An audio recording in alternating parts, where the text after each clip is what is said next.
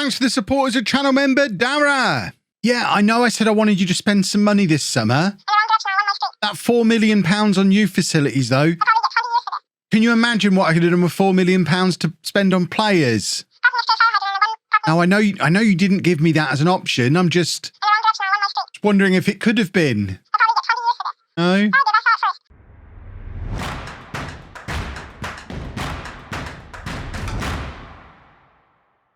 Hello and welcome to part 76 of Homegrown. I'm Kevin. Coming up on today's episode, we have our first two games of the new championship season. We're away against Middlesbrough and at home against Derby. If you missed yesterday's transfer window, my word, things happened. The most notable of which, I guess, is that we didn't sell. The most notable thing that happened is nothing happened. We didn't sell anybody, even though we planned to. Actually, that's not true.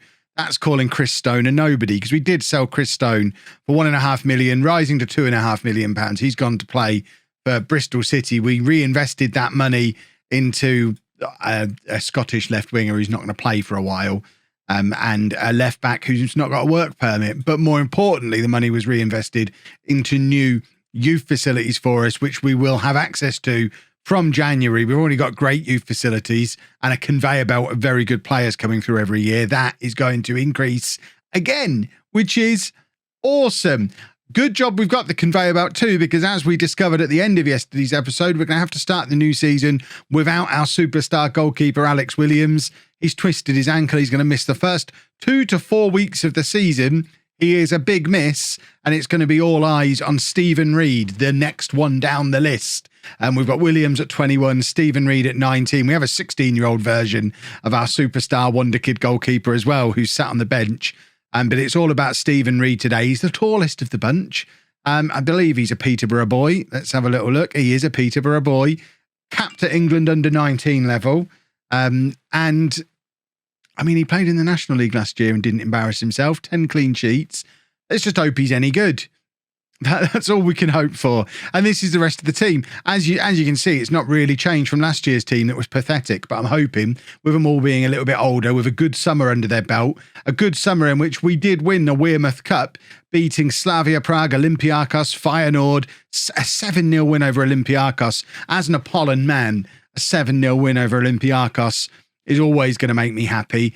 I just hope that we come into it, although it was mainly the same players, I hope we come into the season with a newfound desire to do well, like we used to have. So we're going with Reid in goal, a back four of Hall, Davies, Barr and Brewerton, Curry and Lay in midfield, Renan, Roberts and Hughes behind Kieran Hodgkinson up front. It is a chance for Kieran Hodgkinson to play for us as a striker, which he hasn't had the opportunity to do very often. Renan out in his supposed best position on the left-hand side, cutting in as well. Connor Roberts getting the nod day one at the start of the season. Connor, you are my starting attacking midfielder. Don't mess up. Alec Lay starting in central midfield on the first day of the season. There's lots of players who were kind of having their breakthrough years last year, who we're saying on the first day of the season, right, you're my starter now, show us what you can do. And now we need him to show us what they can do. Brewerton plays it into Connor Roberts. There is Lay, and Alec Lay has scored inside 6 minutes of this first game of the season. It's Middlesbrough 0, Home 1. Roberts, I mean, these are the players I was just describing. Roberts and Lay, who are now considered starting midfielders for me, have just combined for a goal. Maybe Harrison Davies will live forever as our centre-back, because Alec Lay will be a central midfielder, because he's grabbed us a goal first day of the season, which means he must be a midfielder and he'll play there forever from now on. I'm more excited about the impact Connor Roberts had on that, though. He had a little bit of a quiet season last year, in and out of the side.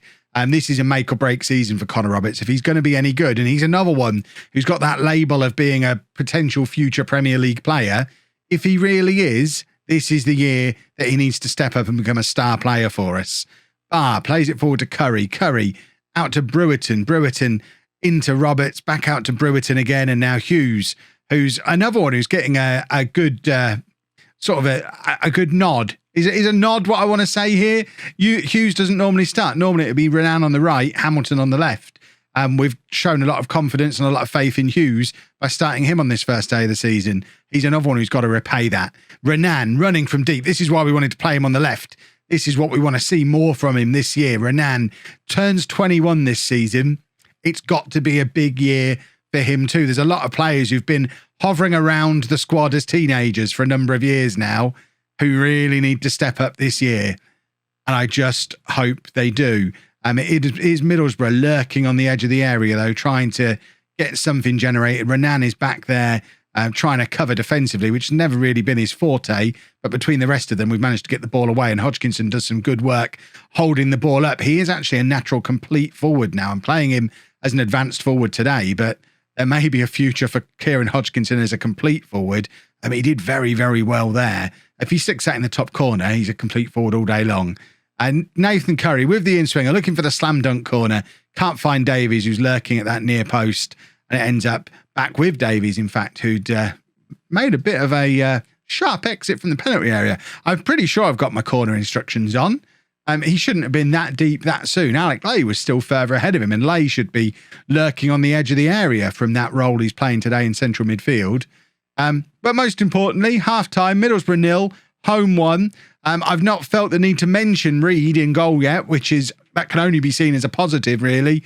We want the defence to protect him as much as possible. Obviously, when called on, we'd like to see him make a few saves as well and show us that we can survive the departure of Alex Williams when it happens. But in the meantime, I'd like him to have a very quiet debut. I think Roberts has been fouled here for the penalty. The ref is going straight over to the penalty, in fact. And it is a chance for Alec Lay to add his second of the game. It would be another Roberts assist for a Lay goal. And Alec Lay, early shout for our top goal scorer this season. I told you he was a midfielder, not a defender. It's 2-0 to Home, 2 goals for Alec Lay. And this isn't how I expected today to go. I will fully acknowledge that. It's a very strong penalty from Alec Lay. He's just hit it hard. Not worrying about placing it anywhere in particular. Just hit it hard down the middle and tell the goalkeeper that if he wants to stop it, it's going to hurt, and make him make a decision. Right, 20 minutes of this game remaining. There's a few players who have been very quiet, who we could probably look to replace. We're going to get the youngster Andrew McCartan can come on for his debut at left back. We've got a lot of hopes for him this season. I also want to get Mackenzie Fulton on, but I'm going to bring him on to play as a striker, I think. And then for my final trick, I'm going to get Zebi on. But I'm going to bring him on for Hughes and put Renan back over to that other side. So Zebi, Fulton, McCartan, it's youngsters again coming on. We turned down a £4.5 million offer for Mackenzie Fulton from West Ham in the summer, mainly because it was like $1 million up front and then loads of add-ons, and they wouldn't. If they'd have given me the full 4.5 up front, or even if they'd have even given me $3 million up front, it'd have gone.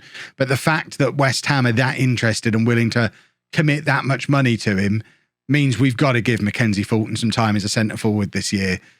He might even be my next one up the pecking order after Kieran Hodgkinson. I might put him above Jessup, just because we've got to give him game time. He turns 20 this year. This is the year Mackenzie Fulton either becomes a championship striker or doesn't. There's a lot of players in that situation this year, and Fulton is definitely one of them. But who cares about any of that? The important thing is points on the board. We didn't get many of them last year, and we've already got 3 for this year. Middlesbrough 0, Home 2. Long may it continue. We're a good side, and Stephen Reid has kept a clean sheet on his debut. You couldn't have asked for a better result. Right, no changes then for Derby, and what is our first home game of the season. Hopefully we just see more of the same. We played very well against Middlesbrough. The one thing that I wouldn't say I'm worried about, but I am conscious of the fact that our strikers never really looked like scoring. We had that one opportunity for Kieran Hodgkinson where he drilled it across goal from the edge of the area. And it was the only real opportunity he had as our centre forward. We had a run from Renan from deep. But that front four, they didn't really look like grabbing a goal, certainly from open play. So we want to see a bit of that today, please, because that was the thing that really cost us last season. Just not scoring enough goals. We are a good side defensively. We just don't score enough goals, and we need to score goals, especially in our home games like today. Hughes playing it back to Barr looking for Hodgkinson, but doesn't get anywhere near him. But Lay picks it up in midfield again, lays it off to Renan, who's playing the ball over the top for Hodgkinson, who is in here. And that was a good chance for Kieran Hodgkinson, and he probably needs to at least be testing the goalkeeper from there. We've come straight up the other end for a corner for Derby, and Reid in goal for us. Looked a little bit flappy there. we're not going to worry just yet. He's got big gloves to fill in the shape of Alex Williams, so I'm going to try not to be overly critical of him. He still hasn't conceded a goal for us in the first team after all, but he did look a little flappy there. Going into the second half, then we have been the better team, but that's not saying a huge amount because neither team has been very good so far. It would be nice for us to grab ourselves a goal fairly early on in this second half. Roberts with an absolutely stunning cross, and Euron Hughes does open the score. And I tell you what, Connor Roberts looks like a different man this season. He's never really had his own spot in the team before. We've played him up front. We've played him in midfield. We've played him in this role. But we've never started a season with him saying, yeah, there you go. You're our midfield player. We've also got him playing as an advanced playmaker rather than the attacking midfield role he normally plays. And he has been brilliant in these first few games of the season. I thought we'd added to the advantage there. Davies getting onto the end of a Curry corner. We know this is a fairly typical route to goal for us. But Renan is lurking offside, and when the ball comes back off him into the path of Hodgkinson, the offside is given, and it remains 1-0. Derby now trying to come down this left-hand side of ours, but Davies has got that covered all day long. Heads clear. Doesn't quite make it as far as Kieran Hodgkinson, though, so we've got... we've forced them all the way back into their half, though. Apologies for the interruption, boys and girls. Doorbell situation. What am I going to do with all these? That is 100 packs of Euro 2020 Panini Tournament Edition stickers. I'll probably stick them in this video. We've just scored a goal. Kieran Hodgkinson has just scored. I wasn't paying attention. Let's have a look at it on the replay. Connor Roberts involved again. I love that man already. Brewerton with a lovely deep cross, and Hodgkinson gets there ahead of his marker to put us 2-0 up just before the hour mark. Let me know in the comments if you want to see a sticker video. I love a good sticker video. It's just I'd have to tidy my desk to be able to do it. Harrison Davies has taken a knock, which is not ideal. I guess the sensible thing to do is drop Alec Lay back to play centre-back, and then we can bring Yerabek on in midfield. And that seems to work nicely for me, although he's going to want to be a playmaker in there, which means Roberts is going to have to go back to being an attacking midfielder, which never really worked for him before. Hopefully we don't break him by doing that. In fact, Lay is broken as well.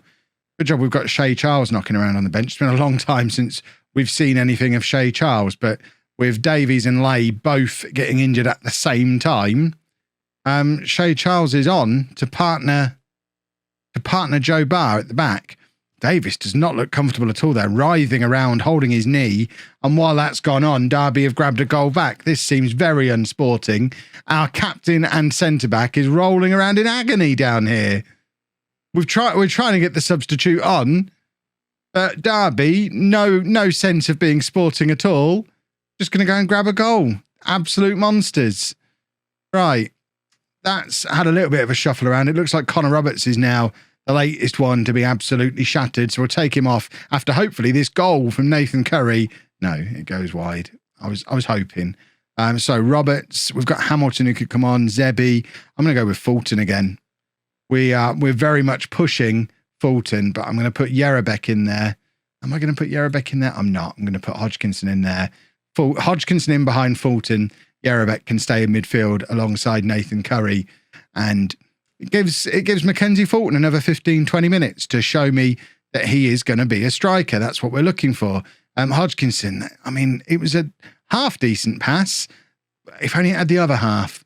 Brewerton on the right-hand side. We've already seen him pick up one assist today. Hughes plays it back to Curry. Curry has got Hodgkinson in space ahead of him. It goes for Yerabek instead. Yerabek looking to play Renan in. Renan has been quiet today, but he's done well to keep hold of the ball here. Plays it back to Hall, whose cross can't beat that first defender, and Curry needs to get there ahead of the Derby player, and he does. He did it in a very lackadaisical way, but did manage to get there. Hughes, back to Yerabek. Yerabek knocking it out to Brewerton, who's got time to pick across. Pick across he does, and Hughes grabs his second goal of the afternoon. It's 3-1 now to home, and that was some good football. I don't want to tempt the universe too soon, but we are starting to look like a pretty good side already.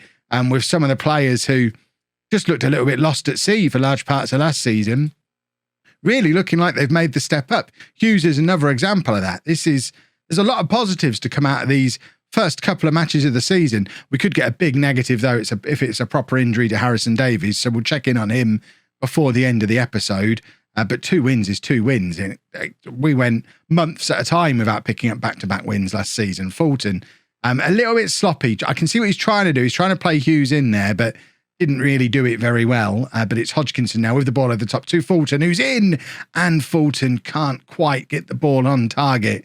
I do feel with Mackenzie Fulton, if we can get a goal into him, then he might actually go on and become a goal scorer for us. I mean, by default, if he scores a goal, he becomes a goal scorer for us.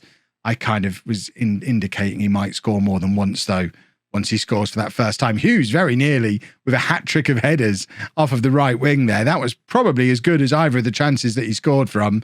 But this time the goalkeeper does remember that he's allowed to use his hands and just catches the football. The move ends, and we've been caught a little bit narrow here.